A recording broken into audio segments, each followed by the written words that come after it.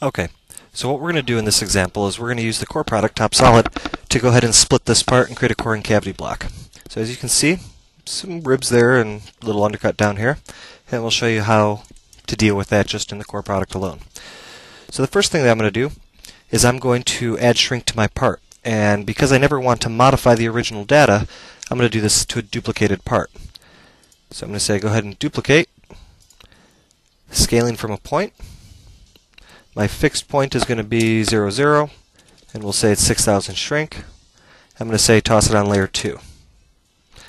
Go ahead and select it.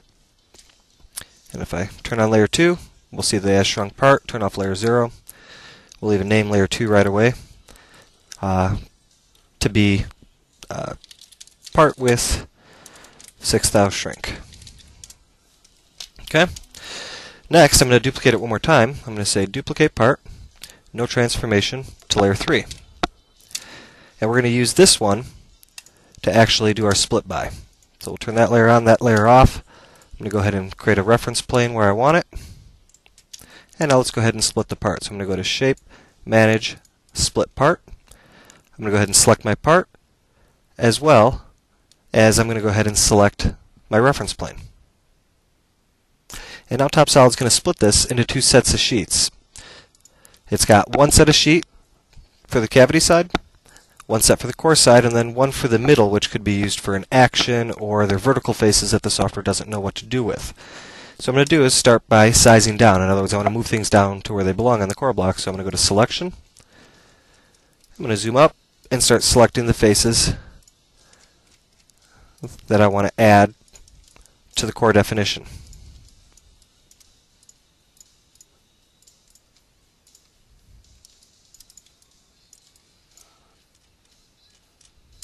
And say OK. Like that, those faces are gone. Let's maybe look up here. And there's some faces that the software got confused with that it's got up on the cavity side, so we'll go to Selection again. And I'm going to go ahead and select everything that I want to move over to that side.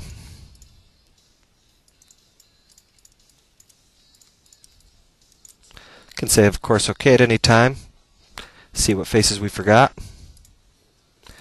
Grab these.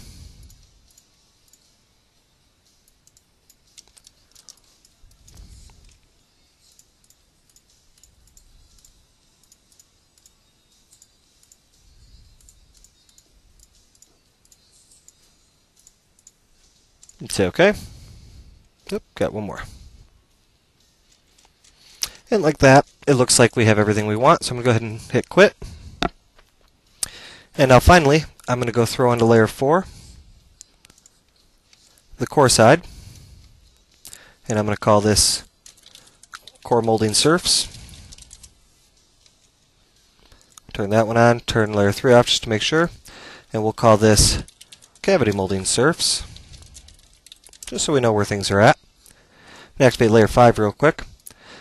And I'm going to go edit the history of this. And here you can see the top, middle, and bottom. I'm going to take the top set of surfaces for cavity, right-click, sew them. Take the bottom, right-click, and sew them. And like that, we're going to hit Save.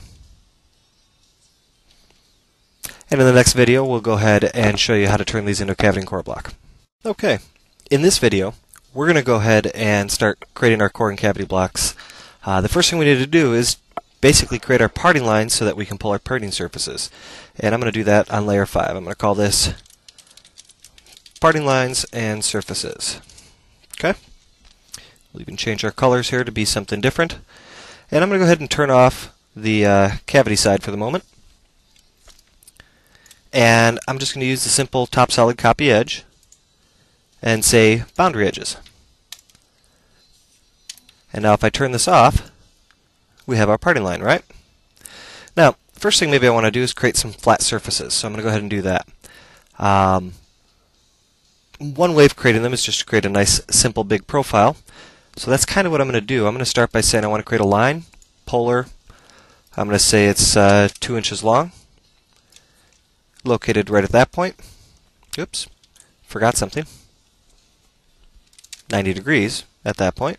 I'm going to say minus 90 degrees at this point. And we'll hide the driving elements of those curves. And now I'm going to go ahead and sew all of these curves together into one profile. And of course, you could have window selected, would have been easier.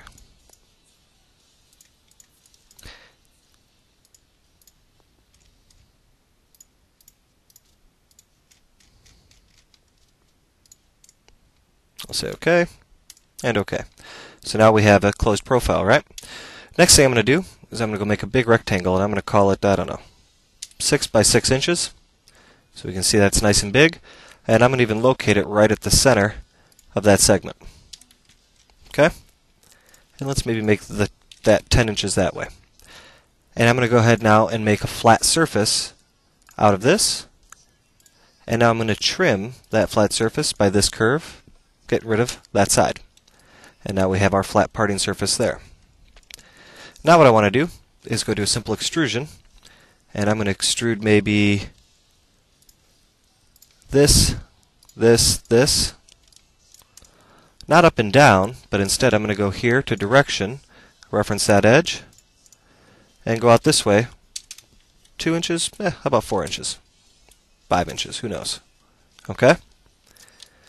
And now I'm going to assume that the other side is the same, so I'm just going to duplicate it over.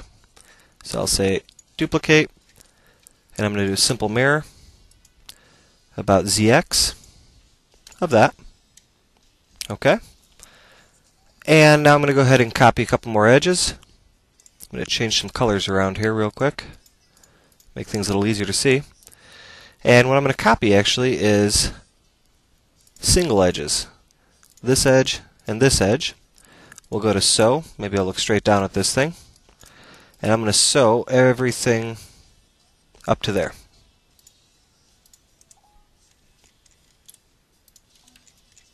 Oops, I grabbed something I don't need. Let me get rid of these.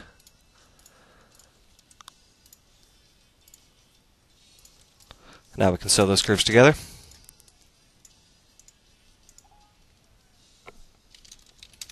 Okay. And again, what I'm going to do here is I'm just going to make a big flat surface down here. So I'm going to go ahead and make that big rectangle again. I'm going to say it's maybe 10 by 6. I'm going to locate it on the center of, let's go to maybe the middle point of that spline. We'll make that a little bit bigger as well.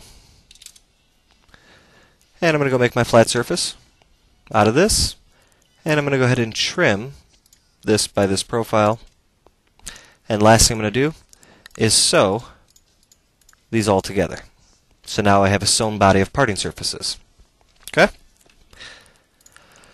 From here, I'm going to turn off my core side. So I have my cavity and I have my core side. So I'm going to say Edit, Duplicate, No Transformation. I'm going to start with layer 3, which is the cavity side.